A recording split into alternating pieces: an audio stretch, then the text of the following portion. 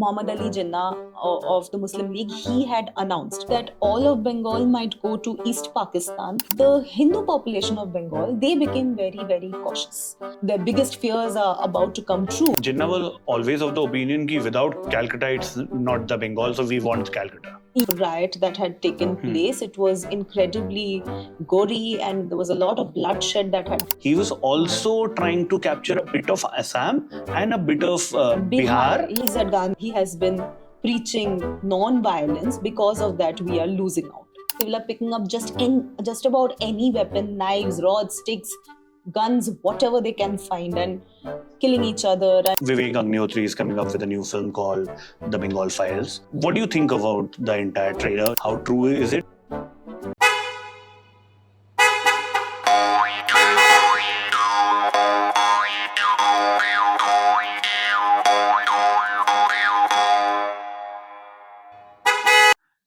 Hi, you're watching The Indian Express. I'm Abi Ulairi, and this is a brand new episode of Past and Curious. This is a brand new podcast we have started on history.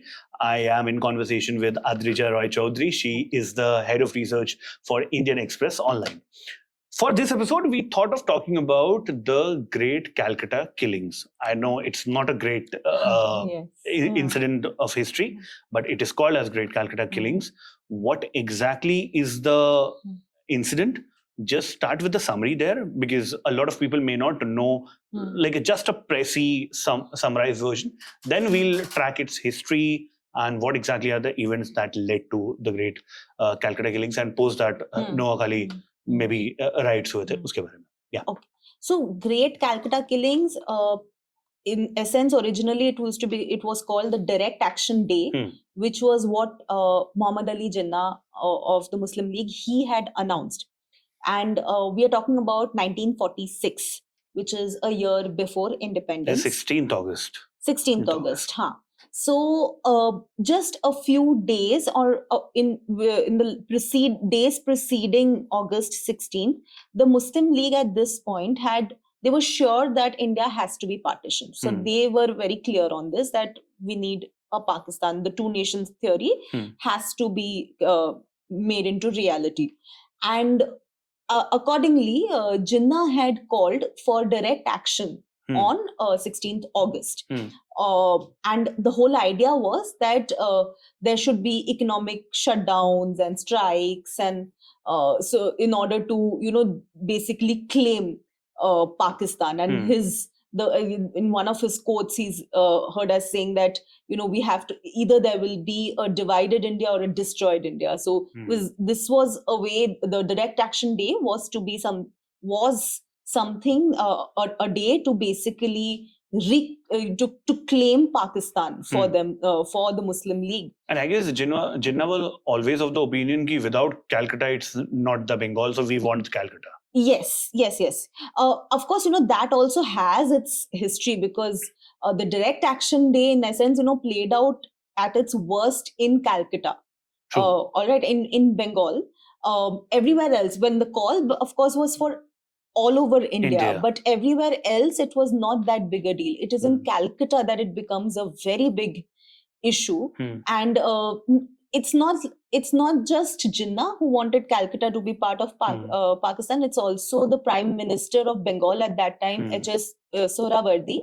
He, in fact, wanted a united Bengal, which is not just Pakistan or India, a separate state of one's own. So that was the plan that Suhrawardy had, and that in itself was also a product of the communal riots that happened on Direct Action Day, and how Direct Action really played out in Calcutta. What was the actual dream or the wish of Jinnah? What exactly he wanted? He wanted a two-nation. He had a two-nation theory.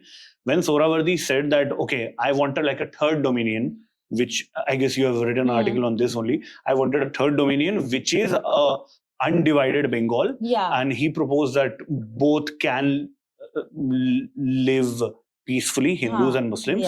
But I guess it got a decent share of opposition from everybody, right? Particularly from the Bengali Hindus. Okay. So let me just give you a little bit of background over here.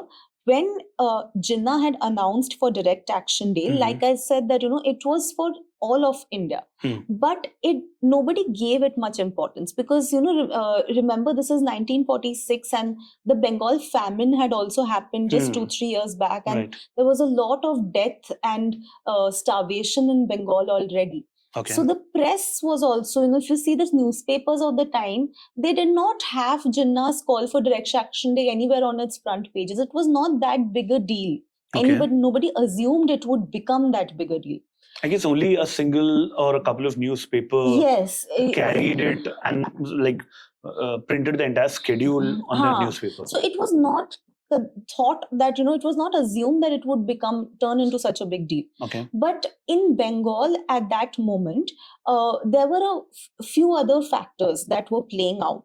Okay. So just a year before Direct Action Day, there was in the elections in Bengal, a Muslim prime minister had won, and H.S. Suhrawardy was he was then the prime minister, and over the period of last 10 odd years, the Muslim population in Bengal had become very prominent in administrative services, and they were a very they had become a very, very significant segment in the overall population of Bengal. Okay. Now, when Suhrawardy became the prime minister, in his cabinet, he immediately put only Muslim League members or only Muslims. There was only one Hindu in his cabinet, which was a point of major concern to the Bengali Hindus at that time. And when Jinnah announced Direct Action Day, it is only Suhrawardy who said that in Bengal we will celebrate this as a public holiday. Nowhere else did something like this happen. It is only in Bengal that Suhrawardy announces that Direct Action Day जो Jinnah ने बोला है उसको we will follow and we will go further and declare this as a public holiday. And I guess the police were also on leave. And they were alerted. The police was also on leave, and it was supposed to be a holiday of sorts. Now, when he announced a public holiday, immediately the Hindu population of Bengal, they became very, very cautious.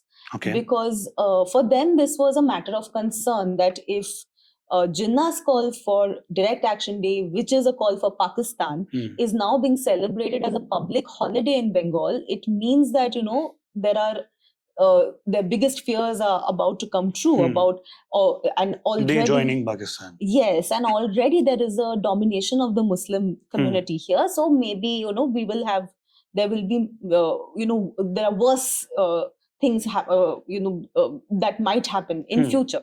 So they were already concerned. On the day of this Direct Action Day on 16th August 1946, we see that there is widespread violence that happens on the streets of Calcutta. From the morning itself, there are people who the Hindus are blocking the Muslims from taking out processions. Then the Muslims stop the Hindus from opening their shops. This is happening right in the morning. Somewhere in the middle of the day, Suhrawardy gives this speech in Maidan in Calcutta, and which is attended by some thousands of people, all Muslims, of course. And soon after that speech, now there's a lot of debate about what he exactly said. People are not clear about it. But soon after that speech, the violence becomes widespread.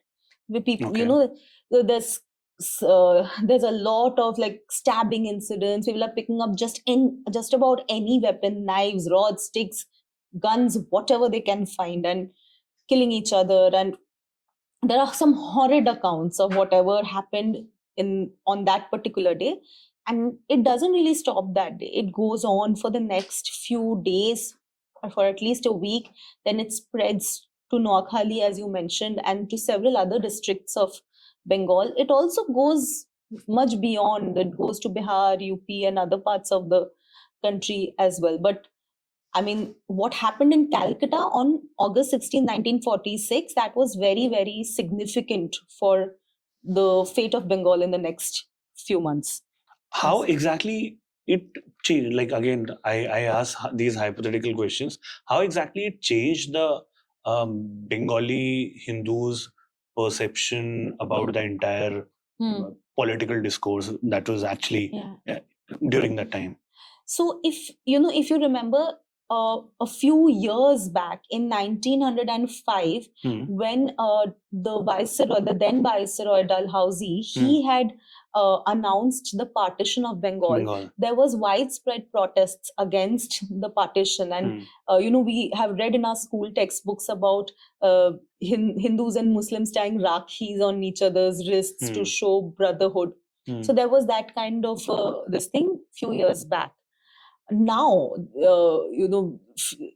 about 3 decades later, in 46, when this kind of a communal situation happens, it is actually the Bengali Hindus who are very certain and sure of the fact that we want Bengal partitioned.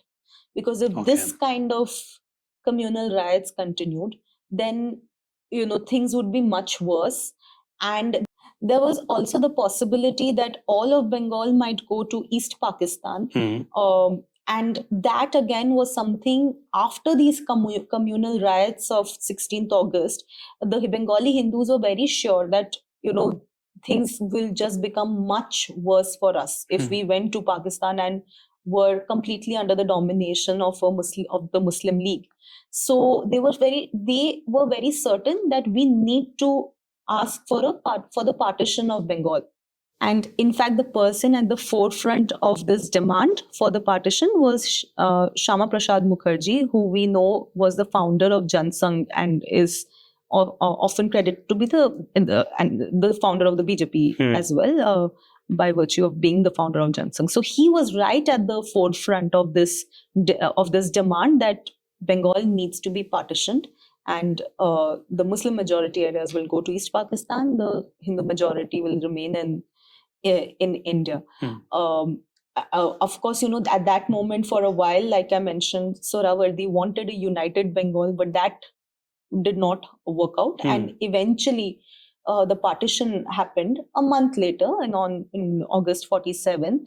But the riots of 16th August is almost seen as a catalyst for the partition of Bengal. Something like that had not happened in Bengal ever. That kind of bloodshed, that kind of violence had not been seen. So it's it's really seen as a cataclysmic landmark event that eventually leads to the partition of Bengal. Okay. Do you think that Suhrawardy was just a gimmick for him to say that I'll unite Bengal and then just join hands with Pakistan? Or was he actually, whatever the history says and whatever proofs we have, was he actually of the opinion that the Bengal can be united? Because he was hands in hands with Jinnah, that's for sure. See, he also had he was also strategizing for himself. Okay. First of all, he did not expect that there would be such a widespread demand for the partition of Bengal. Especially given that few years back the same people were completely against the division of the state. So he never assumed that there can be such kind of demand for the partition of Bengal. So he, in fact, at that moment decided that in order to keep the United Bengal plan going, he was okay with removing the separate electorates for Muslims that had been announced in 1932, which in fact was the reason, indirectly the reason why Muslims became such a dominant community in Bengal, because of the communal award of 1932, which provided separate electorates for Muslims. He was okay with doing away with it so that the Hindu community in Bengal is pacified and is made to feel secure in their region.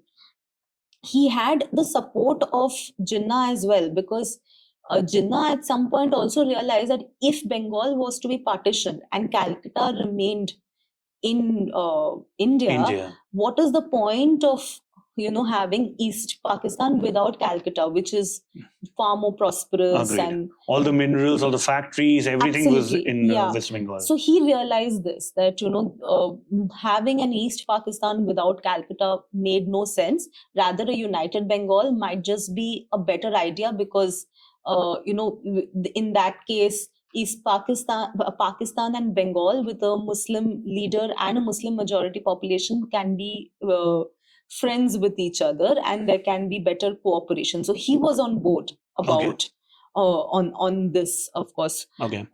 So he had a political strategy in mind. It's not as if it came out of the blue, or it was simply a gimmick.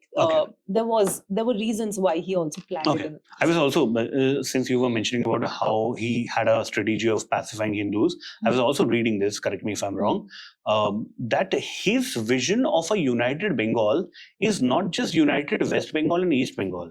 He was also trying to capture a bit of Assam and a bit of Bihar, so to equate the numbers of Hindus and Muslims. Yes, so you're absolutely right. Okay, this is the right fact. Yes. So in fact, the Bengal province for a very long time did have Assam and Bihar as well. That's the reason today also we see a language overlap. Language culture overlap and exchange between these, among these regions. Yes.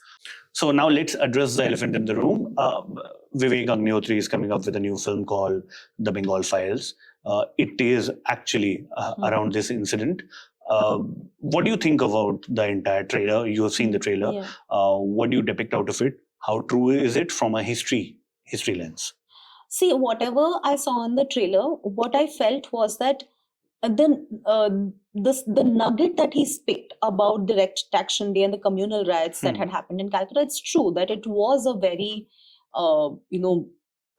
it was a very ruthless kind of riot that had taken place. It was incredibly gory, and there was a lot of bloodshed that had happened.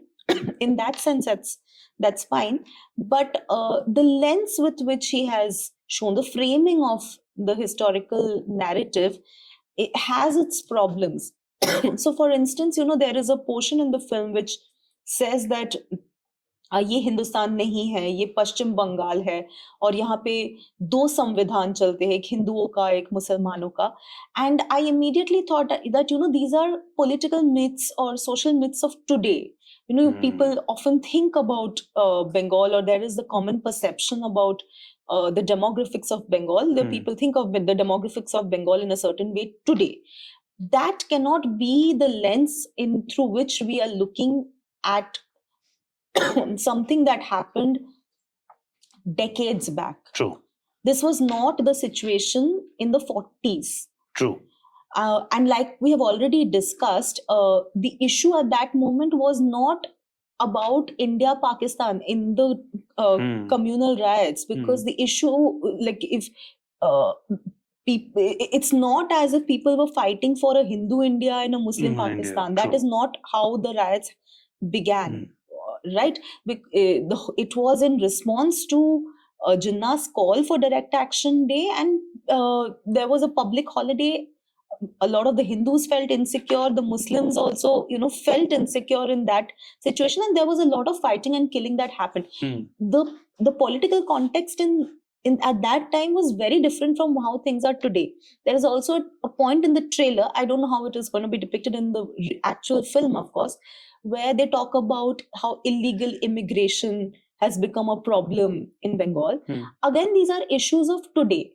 True. It was illegal immigration. Immigration is a problem post-partition, post-1971, I would say. True. So, if these are little bits of conversation that came out in the trailer, and if this is what we are using to look at the past, then it has its problems. Okay. Because Direct Action Day was taking place in a completely different context, in a completely different political context of India in its immediate pre-independence period. Okay. All right. Also, there is another bit in the trailer which I found very quite concerning. Was the way in which they sort of show Gandhi's association with Bengal at this point. Like there's a point at which one of the killers in the riots, he says that the problem with why we are losing out is because of Gandhi's ahimsa, and and again the way these riots were actually stopped was after Gandhi visiting Calcutta and Noakhali, and we have read about these things, that how Gandhi visited Noakhali and fasted there to stop the riots. So, and to blame a historical figure today in that sense again is very politically motivated. True. I would say. So, but again, correct me if I'm wrong, a lot of people have said that Gandhi was also of the opinion that always preach ahimsa.